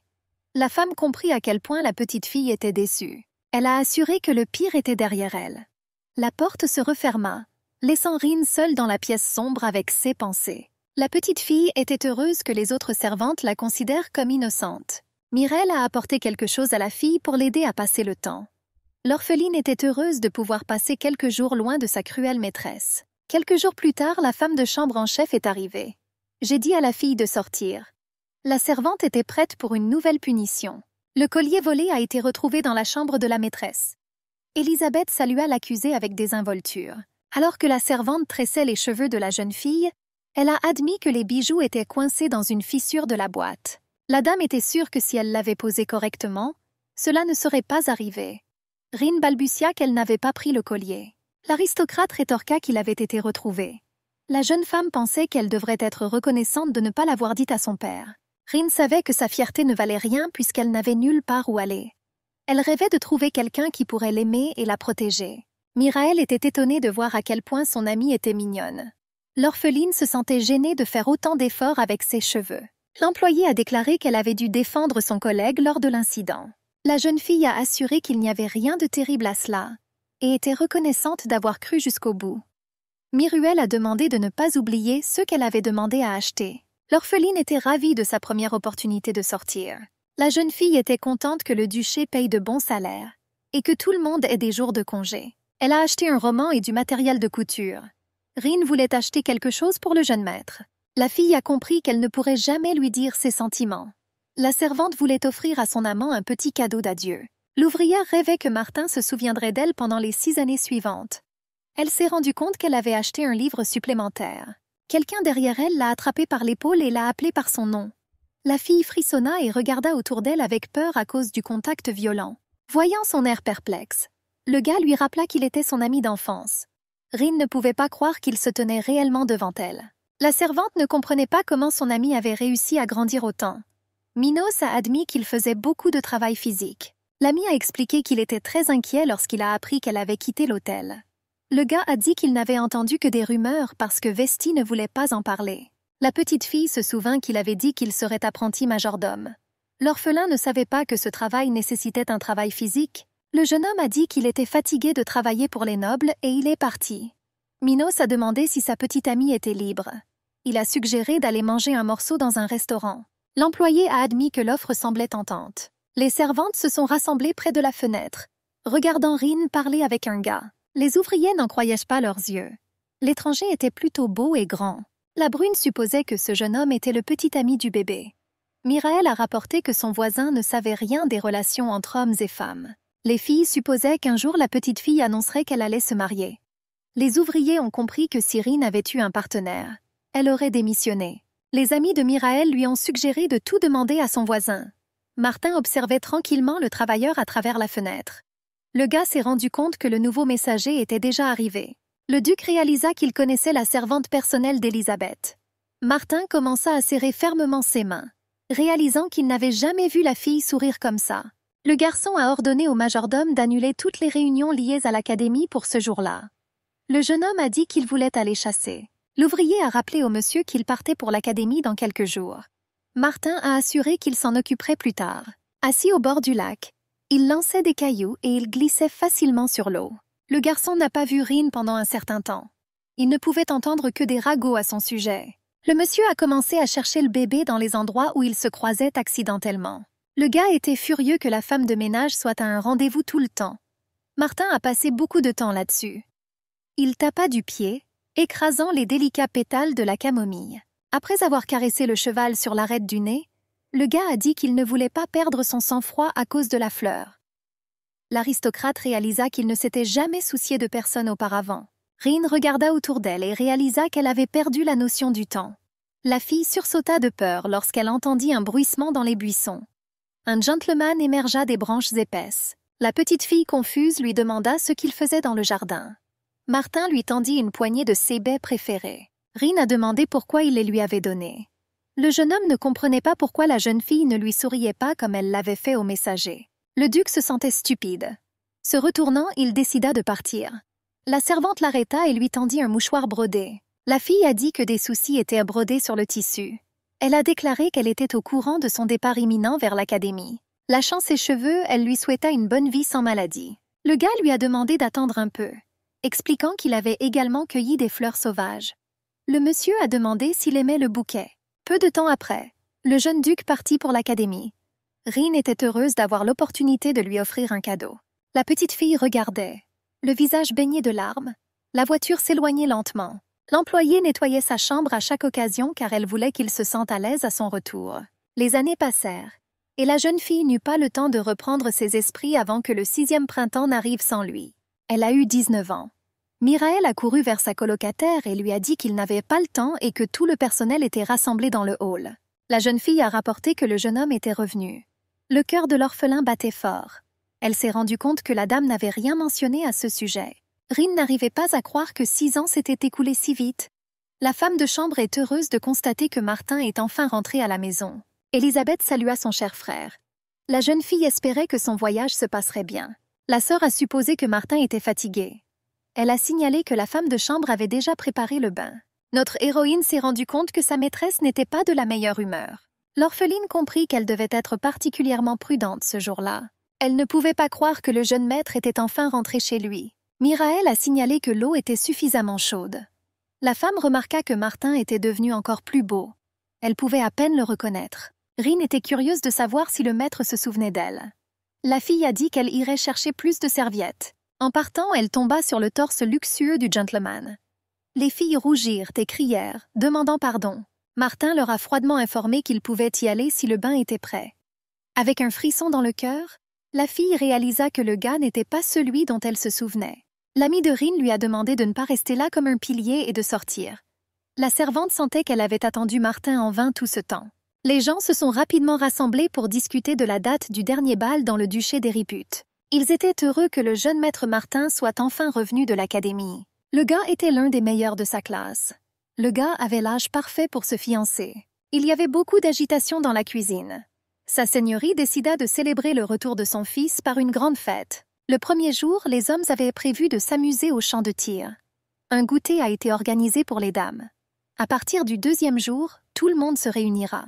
Mirael a partagé avec son amie qu'elle était très fatiguée d'organiser cette fête. Rin réalisa que tout le monde était concentré sur une seule personne. La jeune fille réalisa que tous les aristocrates traînaient autour du jeune homme, se disputant son attention. Rin réalisa que le jeune maître se démarquait de la foule. Élisabeth était incroyablement irritée que tout le monde se concentre uniquement sur son frère. La dame a demandé à Rin de lui apporter un ventilateur de la pièce car il faisait chaud. Après la réponse positive, un sourire méchant apparut sur le visage de l'aristocrate. Elle a intentionnellement laissé tomber son embrayage, faisant trébucher Rin. La femme de chambre a accidentellement taché la robe de madame avec du vin rouge. Elle se mit à crier furieusement, réalisant qu'elle avait taché sa robe chère. Les personnes présentes ont commencé à discuter du fait qu'un simple serviteur avait renversé une boisson sur Lady Betty Ford. La fille soupira lourdement et dit que c'était prévu. Élisabeth a rappelé à sa servante personnelle qu'elle lui avait demandé d'être plus prudente. Martin a demandé à Milady si elle était blessée. La fille était ravie qu'il se souvienne de son nom. Souriant, l'aristocrate dit qu'il ne pouvait pas oublier une fille aussi belle qu'elle. En courant vers la femme de ménage blessée, ses collègues lui ont demandé si elle pouvait se lever. Inclinant la tête, le gars dit qu'il pouvait s'en occuper puisque leur serviteur avait fait une erreur. Martin se souvint que sa sœur avait récemment acheté une robe rouge. Il a dit qu'Élisabeth serait heureuse si elle le regardait. « Je vous informe que cette robe était la seule de tout l'Empire. Betty était étonnée car même la princesse Regina ne pouvait pas obtenir cette robe. La duchesse serrait fermement l'ourlet de sa robe, se rappelant tous les efforts que cela lui avait coûté. Élisabeth sourit faussement, exprimant son espoir que son invité l'apprécierait. La maîtresse a ordonné aux servantes de débarrasser la table et d'apporter du thé et des boissons non alcoolisées. Inclinant la tête, l'orpheline commença à demander pardon. Le gars lui a conseillé de prendre un peu de repos. Rin n'arrivait pas à croire qu'il se souvenait réellement d'elle. Mirotel a promis de prendre soin de Rin et a remercié le maître. La jeune fille n'arrivait toujours pas à croire que le monsieur n'avait pas oublié son nom. L'invitée a dit qu'elle aimait cette robe. La duchesse, quittant la pièce, jeta avec colère la première chose qui lui tomba sous la main. Elle se souvenait de tous les efforts qu'elle avait déployés pour obtenir cette robe. Élisabeth rêvait d'y apparaître un jour avant la princesse Regina. La fille réalisa que son frère n'avait pas changé du tout et restait le même idiot. La fête de 3 jours s'est terminée avec succès. Élisabeth est restée silencieuse après l'incident avec Betty. L'orphelin est impatient de profiter de la tourmente pour jeter un autre regard sur le maître. La jeune fille regarda derrière la colonne avec incertitude, réalisant que Martin était entouré de ses pairs. Rin a réussi à oublier qu'il était un homme occupé. Elle se rappela qu'elle devait se contenter de le regarder de loin. Quelqu'un l'a appelée, pensant qu'elle était la servante personnelle d'Élisabeth. Philippe a sorti beaucoup de bonbons de sa poche. Il a généreusement versé des friandises à la servante, espérant qu'elle se réveillerait un peu. Rin le remercia pour sa générosité et lui demanda de lui faire savoir si elle avait besoin de quelque chose. Le seigneur dit qu'il était temps pour lui de retourner auprès de Martin. La servante espérait que ce jour-là, elle pourrait arrêter de penser à son maître. Une fois la soirée terminée, Martin s'est immédiatement rendu à la maison d'hôte. L'ancienne duchesse a passé ses derniers jours dans cette maison. Personne ne savait pourquoi le gars avait décidé de déménager là-bas. Rin se rassura en se disant que c'était pour le mieux. Elle espérait que pendant ce temps, elle serait capable de réprimer ses sentiments. Miruel a demandé à son amie de ne rien dire à personne. La jeune fille a raconté qu'elle avait rencontré Laura qui travaillait dans la maison d'hôte. La femme de chambre a dit que Martin organisait des fêtes tous les soirs. Miruel a signalé qu'il y avait un bruit sans précédent dans la maison d'hôte. Elle était sûre que les jeunes faisaient beaucoup de choses indécentes la nuit. Rin réalisa avec douleur dans son cœur que Martin n'est plus le gentil garçon dont elle se souvient. L'orpheline voulait savoir ce qui était arrivé à son amant pendant qu'il était à l'académie. L'aristocrate monta hardiment sur la table et continua sa danse. La jeune fille a rapporté que cette danse était particulièrement populaire parmi les gens ordinaires. Elena s'est approchée du gars et lui a demandé pourquoi il était assis là. A regardé indifféremment ce qui se passait. La propriétaire de cet endroit a précisé son nom. La jeune fille a expliqué que son nom n'avait pas changé. Elle a remarqué dès le début qu'il n'y avait rien d'attirant chez ce type. Elena a demandé à l'aristocrate ce qu'il lui cachait. L'aristocrate n'était pas satisfait de sa réponse. Elle a dit qu'elle savait ce qui s'était passé pendant qu'il était à l'académie. Le seigneur a dit que sans Elena, il ne s'amuserait pas du tout. La jeune fille versa soigneusement du vin dans le verre du duc. Il s'est rendu compte que c'était la meilleure chose à faire pour le moment. Martin était désireux de cacher la désagréable vérité sur sa famille. La dame était très irritée par le comportement de son frère. Élisabeth comprit que tant qu'il vivait dans la maison d'hôte, elle ne rencontrait pratiquement jamais Philippe. La jeune fille réalisa que c'était le moment idéal pour gagner la faveur de son père. Elle a ordonné à Rin d'aller voir comment allait Martin. L'aristocrate était impatiente de rapporter cela à son père. L'orpheline a précisé quand elle devait commencer cette tâche. La dame dit avec irritation qu'elle doit exécuter les ordres immédiatement. Élisabeth soupira lourdement et dit qu'il n'y avait pas une seule servante qui ne lui tapait pas sur les nerfs. La dame a dit qu'elle pourrait y aller après avoir terminé ses affaires au domaine. Rin marchait avec hésitation le long des chemins illuminés par le clair de lune. La jeune fille s'est rendue compte qu'elle n'avait jamais été sur le territoire de la maison d'hôte. Elle ne savait pas si elle devait saluer le jeune maître. Rin était curieux à propos de la dame à côté de Martin. Quelqu'un s'est approché d'elle et l'a attrapée par le cou. Le gars m'a ordonné de résister et d'enlever ma casquette. Martin a formellement ordonné à l'invité de ne pas toucher la fille. La servante ne comprenait pas pourquoi il venait à son secours. Le monsieur lui a demandé ce que le faisait près de chez lui à une heure aussi tardive. Rin a expliqué que la dame voulait savoir si tout allait bien pour lui. Martin ordonna sévèrement de le suivre. La fille réalisa qu'elle n'avait jamais vu l'étranger aux cheveux roux. La servante ne comprenait pas pourquoi elle lui rappelait tant son Altesse Regina. En entrant dans la pièce vide, Martin clarifia ce que voulait sa sœur en lui envoyant la fille. L'orphelin répéta encore la même histoire. Elle a demandé pardon au monsieur. Rin réalisa qu'elle avait en quelque sorte contrarié le maître. Le monsieur a soudainement attiré son visage vers lui et l'a embrassé. Le gars m'a demandé de transmettre cela à sa sœur pour que vous sachiez comment il va. Martin remarqua que la servante rougissait profondément. Il s'attendait à ce que la fille s'enfuit. Rin ne l'avait pas réalisé jusqu'à ce moment-là. Mais maintenant elle réalisait que si elle ne partait pas maintenant, il n'y aurait pas de retour en arrière. Elle a entendu parler des indécences qui se produisaient entre hommes et femmes la nuit. Martin a prévenu qu'il ne finirait pas par un baiser. Le gars lui a demandé si elle était prête à traverser ça. L'orpheline réalisa qu'elle n'avait pas le droit de faire ça à son amant. La jeune fille savait que Martin était destiné à devenir le prochain duc, et elle restera à jamais une servante. L'orphelin se souvenait de tous les moments chaleureux associés au maître. Elle a toujours admiré le jeune homme de loin.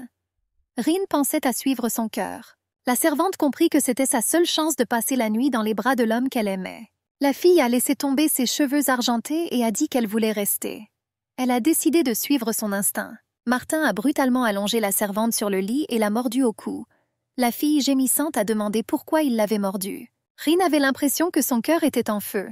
La fille essayait de se concentrer, mais sa tête tournait. Bientôt, les uniformes furent éparpillés sur le sol. Le gars ne comprenait pas pourquoi elle couvrait son visage. La femme de chambre a admis qu'elle n'avait jamais rien fait de tel auparavant. Ouvrant sa chemise, le duc supposa que le gars ne signifiait rien pour Rin. Martin a dévoilé son torse musclé et luxueux. La fille ne réalisait même pas que Martin avait un si beau corps. Elle réalisa que le maître l'utiliserait pour la soumettre à sa volonté. Le temps passé ensemble semblait léger. Elle essayait de s'accrocher à cette petite sensation de chaleur pour se réconforter. La fille était prête à prier pour le ressentir à nouveau. Les rayons du soleil perçaient, illuminant le visage de la servante. L'orphelin était épuisé par les événements de la nuit précédente. Miruel remarqua que son amie était pâle. La fille a supposé que la raison de sa pâleur était qu'elle se levait tôt. L'amie serra Rin fort dans ses bras, supposant qu'elle s'était levée tôt pour elle. La petite fille a dit que c'était le moins qu'elle puisse faire pour elle. La servante était contente que son voisin n'ait pas remarqué son absence. Rin ne pouvait s'empêcher de penser à ceux qui s'étaient passés la nuit dernière. La fille comprit que cela suffisait. Elle voulait effacer ces événements de sa mémoire et continuer à vivre comme si de rien n'était. Élisabeth a demandé comment son frère avait mâché. Les domestiques pensaient que Martin allait bien. L'aristocrate serra la rose si fort que sa main fut coupée par les épines et commença à saigner. Rin réalisa qu'elle devait soigner la blessure de sa maîtresse. La fille a crié et lui a ordonné d'aller laver ses vêtements. L'orphelin était curieux de savoir comment sa seigneurie avait pris la nouvelle. Elle ne comprenait pas pourquoi la dame était en colère parce que son frère allait bien. L'aristocrate frappa avec colère l'ouvrière au visage, lui disant qu'elle devait tout refaire. Plus la douleur devenait intense, plus il était facile pour Rin de sortir de sa tête les événements de cette nuit-là. La fille avait l'impression que son corps brûlait. Martin s'approcha par derrière, la serra doucement autour de la taille et l'embrassa. Le maître a demandé à Rin d'être honnête avec elle-même.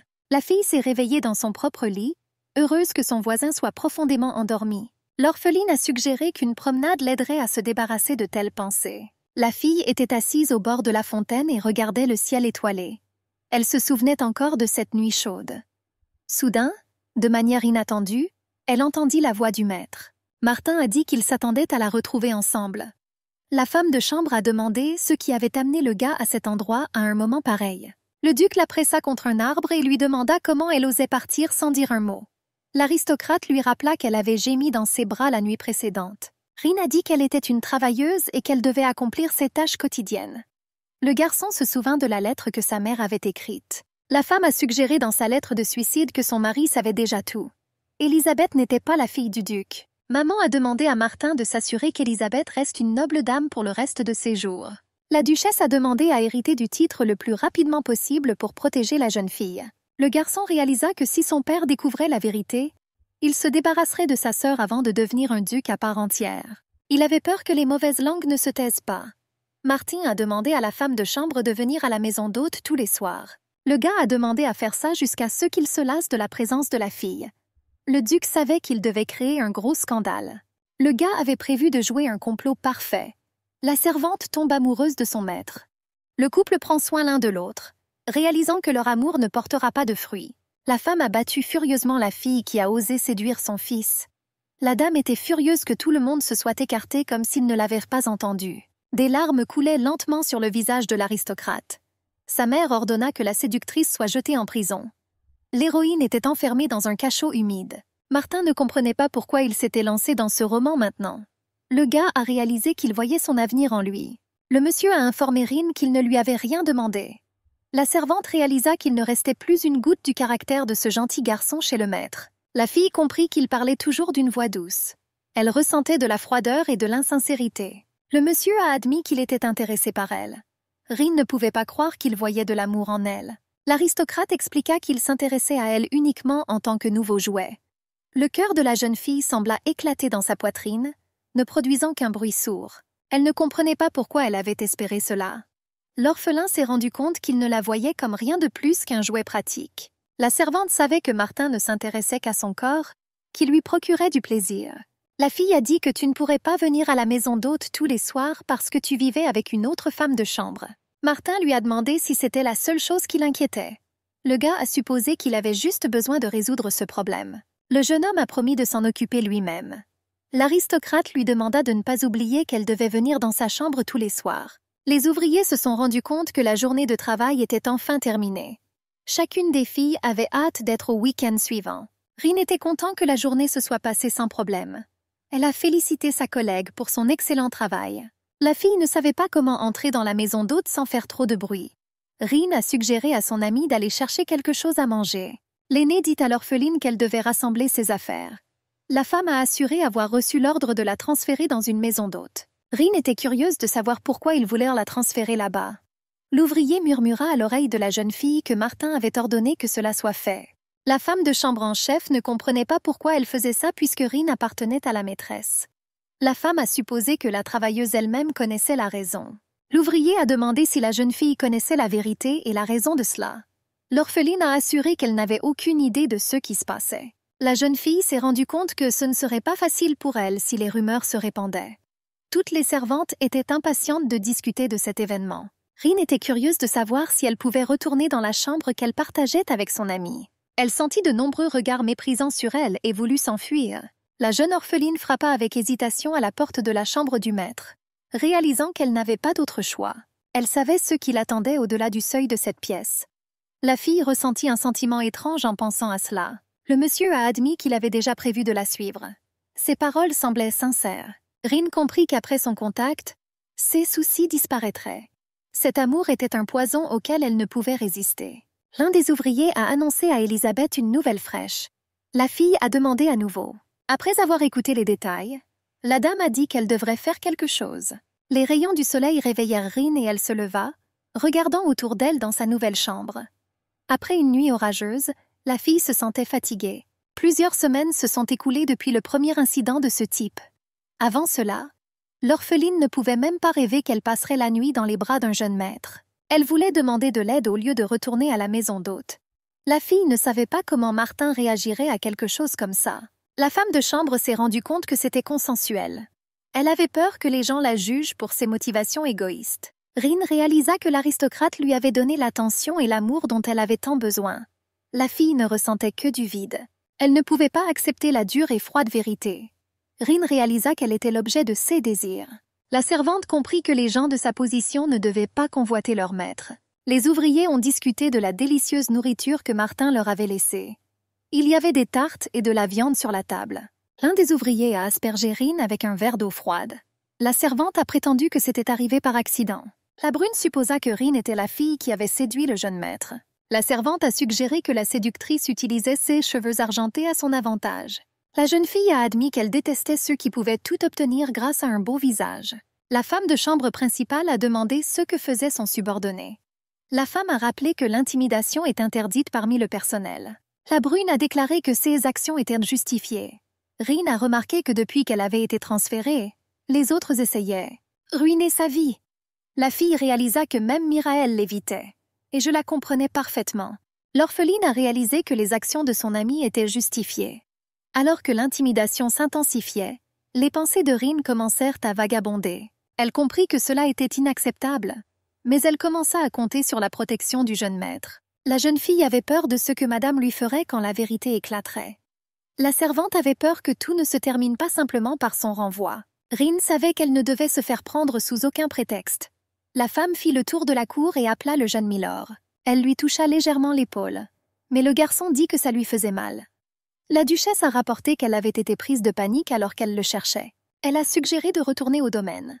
Mais elle remarqua du sang sur ses paumes et supposa que c'était à cause des épines acérées des roses. La femme a dit que cela lui faisait mal de voir ses blessures. En ouvrant les yeux, le gars réalisa que ce n'était qu'un rêve. Martin se souvint que son Altesse ne lui était pas apparue dans ses rêves depuis longtemps. Le gars a compris que Regina monterait bientôt sur le trône. L'étreinte chaleureuse d'une femme lui manquait. La reine lui faisait un câlin chaleureux à chaque fois qu'il visitait le palais. Martin réalisa que la femme était la seule à le traiter avec gentillesse. L'aristocrate supposa que c'était la raison pour laquelle il cherchait Rin. Le monsieur a rappelé à la jeune fille qu'elle était obligée de frapper à la porte de sa chambre.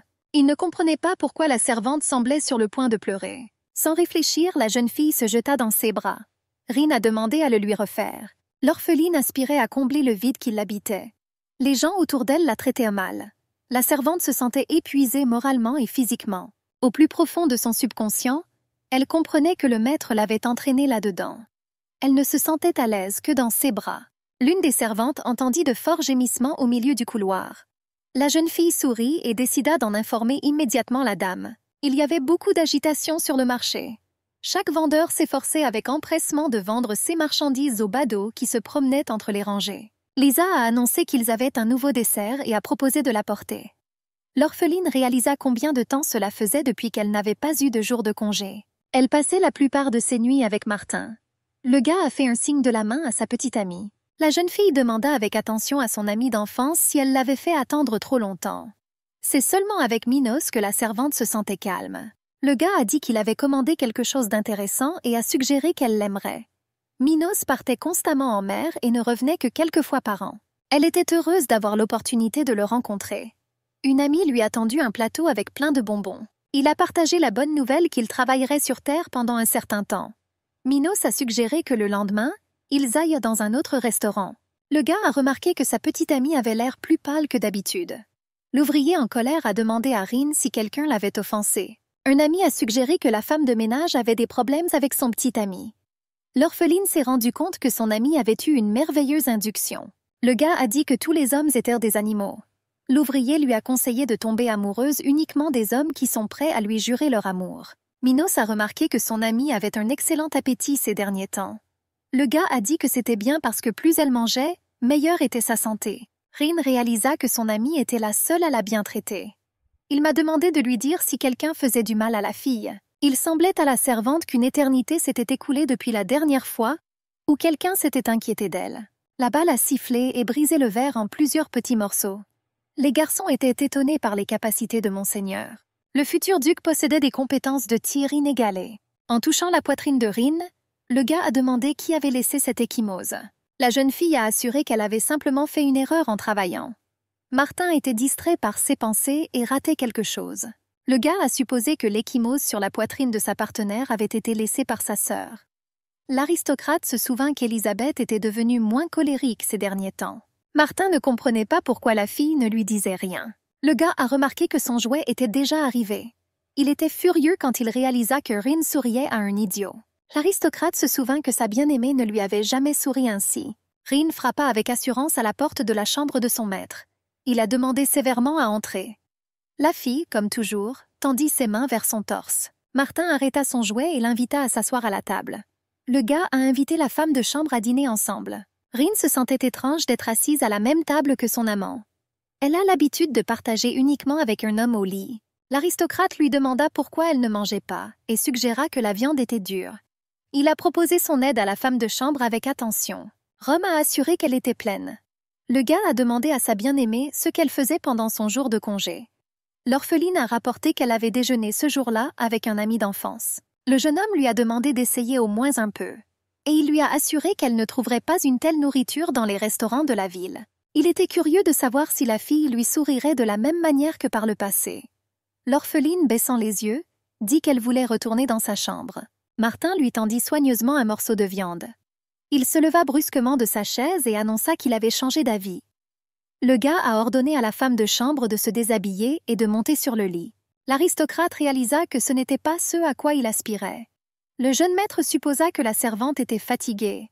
Le gars se souvenait de leur première rencontre. Élisabeth a demandé une femme de chambre personnelle comme si elle était un jouet. Père a froidement informé qu'il demanderait à Marvin de s'en occuper. L'homme a demandé à sa fille pourquoi elle avait besoin de ça. La jeune femme a dit qu'elle avait besoin d'une fille qui serait punie à sa place. Milady comprit que sa servante personnelle pourrait recevoir la punition à sa place. Elisabeth était une égoïste cruelle. Après un certain temps, Rin est apparue au domaine pour la première fois. Lorsque le garçon se détendait dans le jardin et écoutait des voix lointaines, il espérait qu'elle se tairait. L'aristocrate avait besoin de temps pour se reposer seul. Martin, allongé dans les branches dufteuses des arbres, remarqua qu'une servante était assise en dessous. Le gars a supposé qu'elle se dérobait, et il décida de sauter, mais vit que le bébé dormait. Il remarqua que des gouttes de larmes coulaient lentement des cils de la fille. Martin était étonné qu'un simple serviteur ait la même couleur de cheveux que la famille royale. Ce jour-là, il s'est intéressé à la fille. Jusqu'à ce moment-là, l'aristocrate ne s'intéressait à rien. Mais il y avait quelque chose chez Rin qui piquait son intérêt. Le gars voulait serrer la femme de chambre dans ses bras jour et nuit. Le jeune homme a perdu la tête lorsqu'il a vu la fille pleurer à côté de lui. Martin se sentait comme un enfant obsédé par son jouet préféré. Le gars a supposé que c'était un sentiment de propriété qui parlait en lui. Il était sûr qu'avec le temps, cela disparaîtrait comme de la fumée. Martin s'endormit avec sa bien-aimée, serrant fermement son corps fragile contre lui. L'orpheline s'est rendue compte que la dame ne l'avait pas appelée depuis longtemps. Rin était contente d'avoir eu ce premier jour calme depuis longtemps. Un collègue l'a fait trébucher, ce qui a fait tomber l'orpheline au sol et lui a fait renverser ses pommes. La fille sourit et supposa que la victime était la salope des rumeurs. Marie sourit sarcastiquement et dit qu'elle comprenait à quel point elle était fatiguée à cause des plaisirs de la nuit. Rin réalisa que son collègue venait tout juste de commencer à travailler pour la dame. La jeune fille réussit immédiatement à gagner la faveur de madame. L'orphelin a commencé à travailler davantage dans le domaine. La petite fille se sentait libre de sa maîtresse. Miroël a aidé son ami avec attention à cueillir des pommes. L'ami, visiblement nerveux, a suggéré que Rin avait quelque chose à dire. La jeune fille a demandé pardon pour ne pas l'avoir défendue, et elle a assuré qu'elle serait toujours du côté des orphelins. La servante ne comprenait pas comment son ancien ami pouvait lui faire confiance dans une telle situation. Rin était heureuse qu'elle soit toujours prête à la soutenir. Elle a commencé à avoir l'espoir que la situation changerait pour le mieux. Bientôt, toutes les servantes étaient rassemblées dans l'arrière-cour. Les ouvriers, hommes et femmes, ont discuté pour savoir lequel d'entre eux avait fait une erreur. Rin réalisa que le destin avait des plans différents pour elle. Les servantes ont discuté de ce qui s'était passé. Elisabeth a balancé son fouet et il a coupé l'air, faisant taire tout le monde. La dame Pomrachneff a déclaré qu'elle savait tout, y compris les viles rumeurs. La jeune fille a dit qu'elle avait entendu parler de la servante impudente qui avait osé séduire son frère. Rin couvrit involontairement sa bouche avec ses mains. La dame a ordonné à l'orphelin de s'avancer. Tremblante de tout son corps, la jeune fille réalisa que les rumeurs étaient parvenues jusqu'à la dame. L'aristocrate sourit et remarqua que l'insolence de la servante ne connaissait pas de limite. Elle ne comprenait pas comment elle avait osé séduire l'héritier de la famille. Elisabeth a dit qu'elle ne pouvait pas la laisser impunie. Elle a dit qu'elle était une femme miséricordieuse. L'aristocrate ne pouvait pas permettre à Rin de continuer à faire des choses comme ça.